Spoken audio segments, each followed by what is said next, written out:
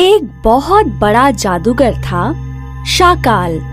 शाकाल बहुत प्रसिद्ध था क्योंकि उसके पास बहुत सारी शक्तियां थीं और एक बहुत ही विशेष विद्या थी जिसे वो साल में एक बार, जब तारे त्रिकोण आकार में एकत्रित होते हैं और जब चांद उनके मध्य में आता है, तब वो सोने की वर्षा कर सकता था।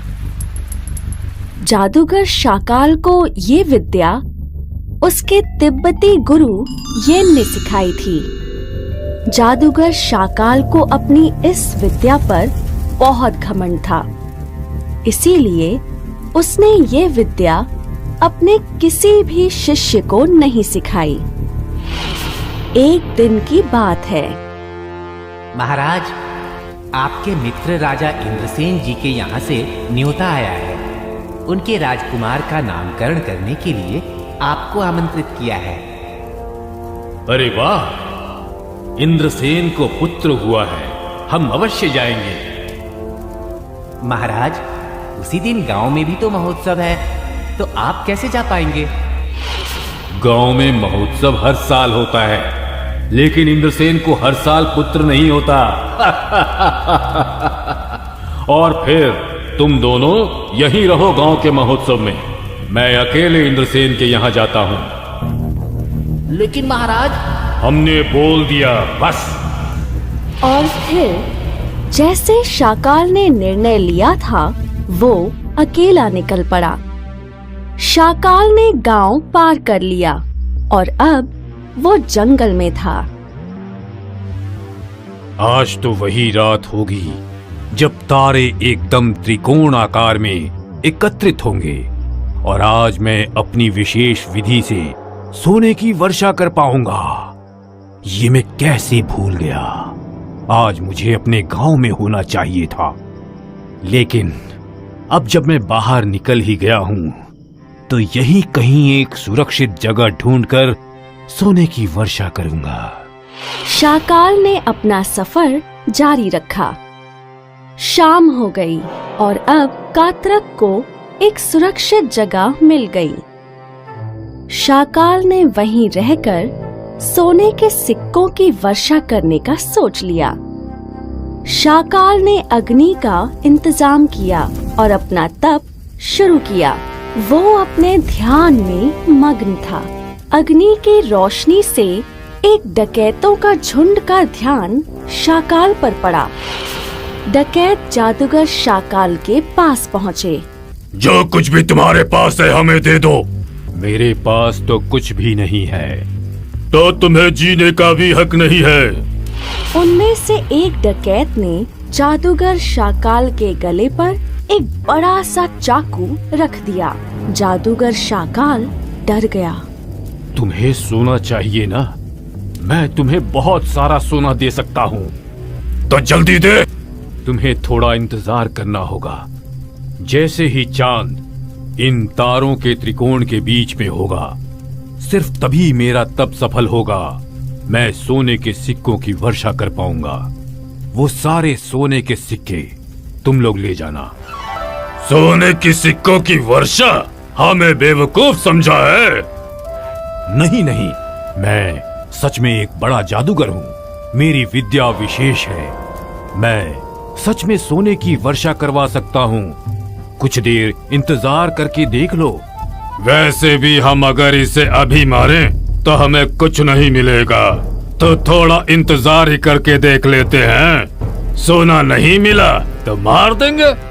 डकैतों ने ये बात मान ली और वो इंतजार करने के लिए राजी हो गए। और फिर जादूगर शाकाल अपनी तपस्या में मग्न हो गया और जैसे ही चांद उन त्रिकोणी तारों के बीच में आया, शाकाल ने मंत्र पढ़ना शुरू किया। गिल गिल गिल छू मंत्र, सोने की वर्षा शुरू हो। और सच में सोने की वर्षा शुरू हो गई। डकैत ये सब देख फूले न समा रहे थे। उन्होंने सारे सिक्के जमा करने शुरू कर दिए। और जब सब सिक्के इकट्ठे हो गए, वो उन्हें लेकर जा रहे थे कि अचानक देखा, मैंने कहा था ना कि मैं एक विशेष जादूगर हूँ। वह तो तुम हो। मुझे ये लगता है हमें इसे अपने साथ ले जाना चाहिए ताकि ये हमारे लिए सोने की और वर्षा करा सके। नहीं नहीं, मैं तुम्हारे कोई काम का नहीं, क्योंकि मैं साल में केवल एक ही बार ये जादू कर सकता हूँ। तो इस साल की वर्षा तो तुमने कर दी। हाँ, इसीलिए तो कह रहा हूँ कि मैं तुम्हारे कोई काम का नहीं। जब तुम हमारे कोई काम के ही नहीं, तो फिर मरने के लिए तैयार हो जाओ। नहीं, मुझे मत मारो, नहीं नहीं।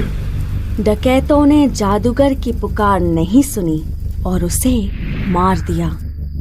जादूगर शाकाल जीवित होता अगर वो अपने जादू पर घमंड ना करता। उसकी वाहवाही लूटने की आदत ने उसकी जान ले ली। इसीलिए कहते हैं, घमंड ने अच्छों को डुबा दिया।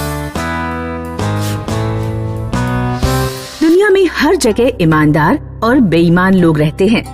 बहुत दूर देश में कंचनापुर नाम का एक गांव था। वहाँ भी रहने वाले कुछ लोग ईमानदार और कुछ लोग बेईमान थे। एक दिन गांव में साधुओं की एक टोली आई। सुनो सुनो सुनो, गाँव वालों, 8 से 7 दिन बाद अमावस्या है और उसके 15 दिन बाद पूर्णिमा। आने वाली अमावस्या और पूर्णिमा के बीच किसी दिन गांव में बारिश होगी और ये कोई साधारण बारिश नहीं है, ये जादुई बारिश है। जिन ईमानदार लोगों के ऊपर इस बारिश का पानी पड़ेगा, उनका घर धन धान्य से भर जाएगा और जिन बेईमान लोगों पर ये वर्षा होगी, उन्हें हैजा, मलेरिया, डायरिया जैसी बीमारियां हो जाएंगी। साधु की बात सुनते ही पूरे गांव में हड़कंप मच गया। सारे ईमानदार लोग खुशी से नाचने लगे और सभी बेईमान लोग डर के मारे कांपने लगे। गांव में कल्लू नाम का एक दुकान वाला रहता था। कल्लू की गांव में सबसे बड़ी दुकान थी। उसकी दुकान पर हर चीज मिल जाती थी, लेकिन कल्लू हर सामान महंगा बेचता था। भैया एक टूथपेस्ट देना। लो 115 रुपए, लेकिन इसमें तो 100 रुपए लिखे हैं। लेना हो तो लो, वरना बाजार से ले आओ। बाजार जाने में किराया और समय खराब होता था, इसलिए मजबूरी में गांव के लोग कल्लू से ही सामान खरीद लेते थे।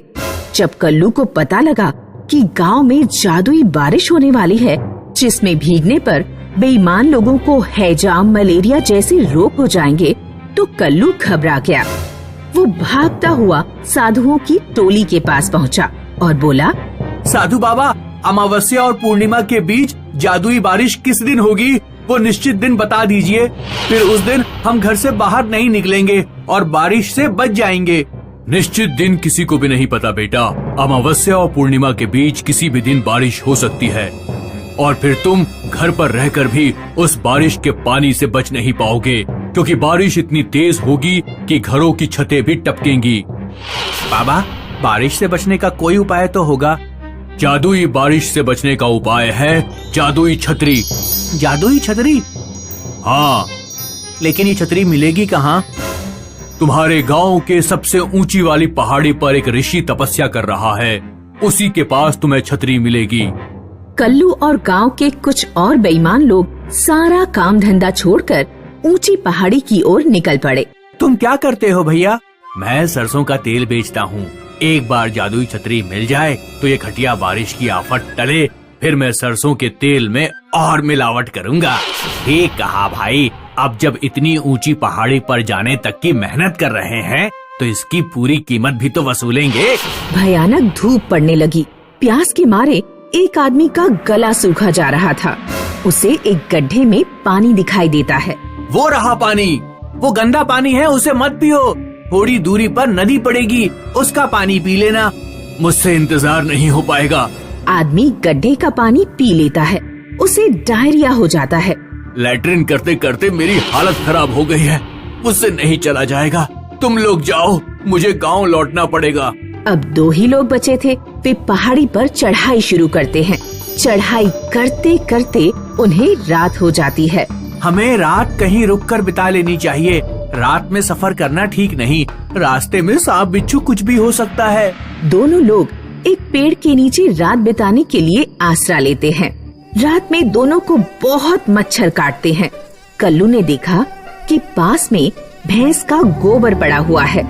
वो भैंस का गोबर अपने पूरे शरीर पर रगड़ लेता है।